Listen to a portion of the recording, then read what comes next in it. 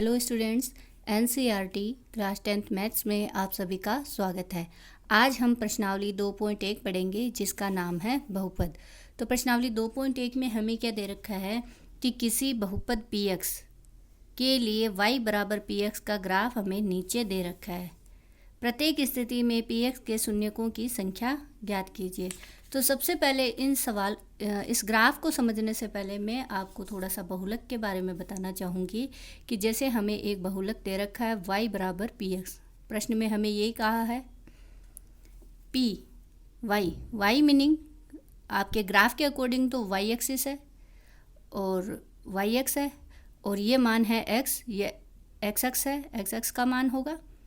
p क्या है? p है पोलिनोमियल और y क्या है? दिया बहुलक है जिसे हमने डिनोट किया है p पोलिनोमियल और उसके x के चर मानों में। तो अब हम इसको इस तरह से पढ़ सकते हैं कि y बराबर, जैसे हम एक बहुलक ले लेते हैं x स्क्वायर प्लस x, ये दो मान ले लिए हमने। इसमें क्या है? द्विघात बहुपद है ये और दो द्विपदीय है। द्विपदीय द्विघात है जिसमें चर क्या है? x है। ठीक है, तो ये आपका बहुलक कहलाएगा। इसके अंतर्गत जब हम इसका ग्राफ बनाएंगे तो ये y एक्सिस है और ये x एक्सिस है।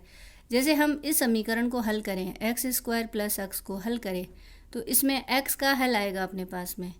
अगर यह बहुपद हमें x के मान के लिए दिया गया है, उसमें चर है वो x है, तो इसमें x का हल आएगा और x का हल आएगा तो इस बहुपद के लिए हम जहाँ जहाँ पे यह ग्राफ x पे टच हो रहा है वो आपका शून्यकों की संख्या होंगी। तो इस प्रश्न में हमें कुछ नहीं ज्ञात करना है, सिर्फ आपको शून्यकों की संख्या बतानी है। तो देखो सबसे पहला ग्राफ है, क्या इसमें x एक्स पे ये जो ग्राफ दे रखा है सीधी लाइन ये टच हो रही है? नहीं हो रही। इसका मतलब पहले में शून्यकों की संख्या क्या होगी? 0 होगी। इसी प्रकार दूसरे में देखिए, दूसरे में ये ग्राफ आपका इस तरह से घूमता हुआ ऊपर की तरफ जा रहा है, यानी कि x एक्स को यह एक बिंदु पे टच हो रहा है। इसका मतलब इसमें शून्यकों की संख्या कितनी हो जाएगी? 1। तीसरे में कितनी हो जाएगी? इसी प्रकार से जैसे देखो इस तरह से ये ग्राफ बना हुआ है अपने पास में, ये x एक्स को कहाँ टच हो रहा है? 1, 2 और 3। इसका मतलब तीसरे क्वेश्चन में शून्यकों की संख्या कितनी होगी? 3। सिमिलरली इसमें ये ग्राफ इस तरह से पैराबोला आकृति, परवलय आकृति का बना हुआ है। इसमें शून्यकों की संख्या कितनी होगी? 1 और 2, 2 शून्यक होंगे इसमें।